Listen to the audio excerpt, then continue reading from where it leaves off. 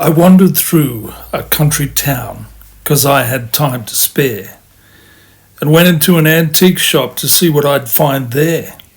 Old bikes and pumps and kero lamps, but hidden by it all a photo of a soldier boy, an Anzac on the wall. "The Anzac have a name?" I asked. The old man answered, "No. The ones who could have told me, mate, have passed on long ago."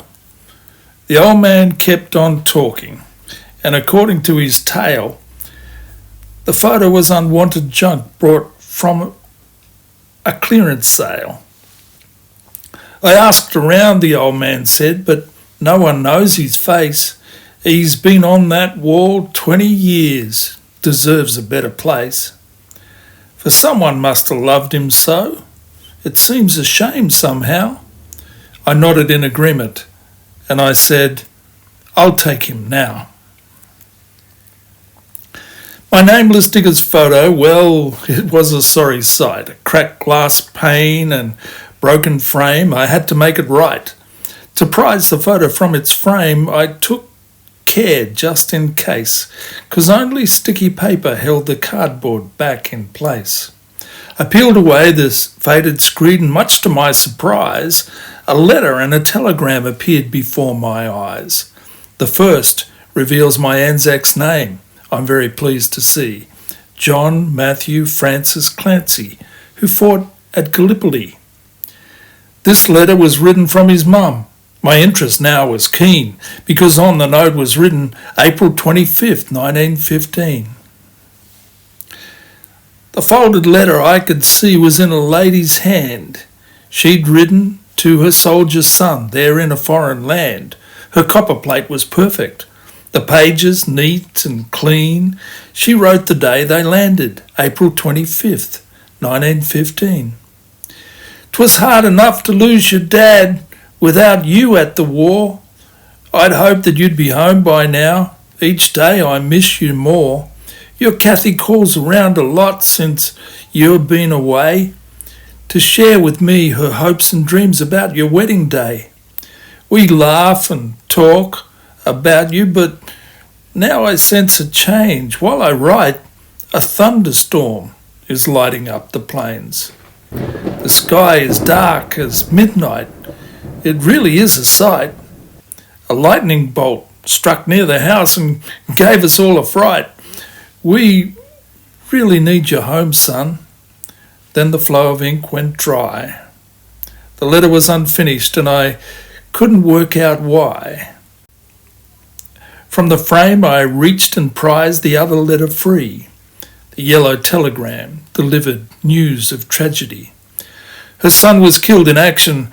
Oh, what pain that must have been. The same date as her letter, April 25th, 1915. This note she never sent to John, now unfolded before me. She had sealed behind the photo's face, the face she longed to see.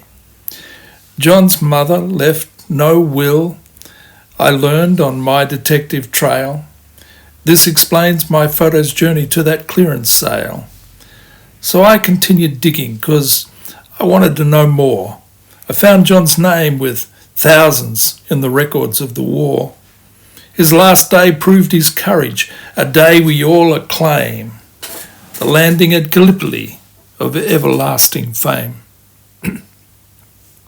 On the 25th of April, 1915, that's the day our brave boys fell. That's where John had been.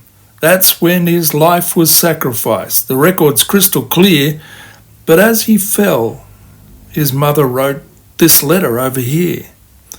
So as John's gallant spirit rose to cross the great divide, was a lightning bolt back home a signal from the other side?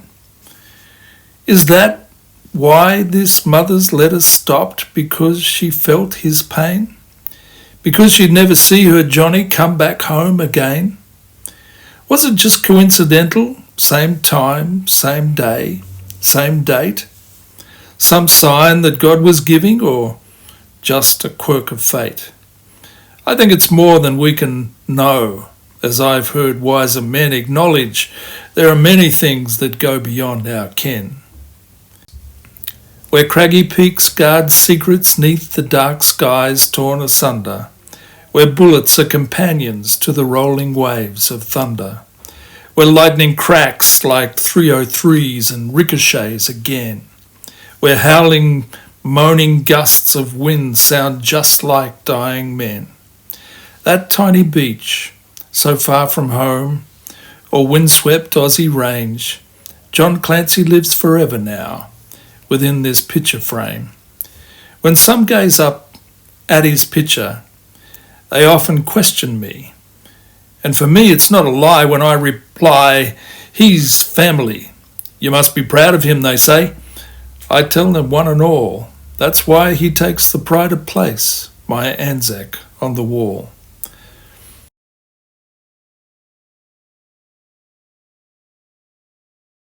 I bought another picture in the antique shop that day, behind the bikes and pumps with a mirror in the way. A painting of the Christ upon the cross, and on the back it said that it was painted by a man whose name was Jack. Do you know this name? I asked. The old man answered, no, just more unwanted junk from that sale so long ago. On the back of it was written, to Mum with love and more. It said it was a gift to her before he went to war. John Matthew Francis Clancy, who suffered such great loss, had painted her this picture of Christ upon the cross. Perhaps he knew that he would fall that day at Gallipoli and wanted to remind his mum Christ died to set us free. On Anzac Day, John fought a fight that he could never win, but Easter tells the victory of Jesus over sin. On Anzac Day, the last post plays a song, Lest We Forget. At Easter, we remember Jesus dying for our debt. On Anzac Day, John died so our country could be free. At Easter, Jesus died to save us all eternally. Anzac Day reminds us death is certain, life is brief. On Easter Sunday, Christ conquered death, and now, instead of grief, John wanted his mum to know of life and peace with God through grace. When we place our faith in Christ, our world becomes a better place.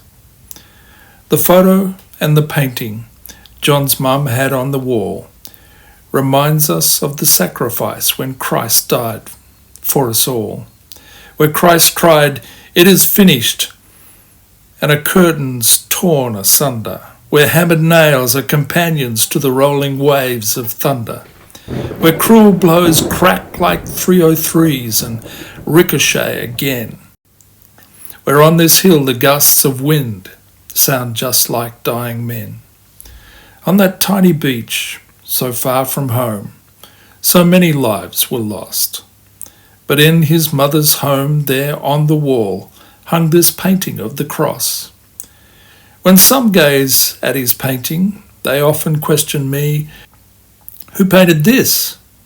I point back to the photo of John Clancy, who knew the pain of sacrifice, my Anzac on the wall, but also knew that peace with God is the greatest gift of all.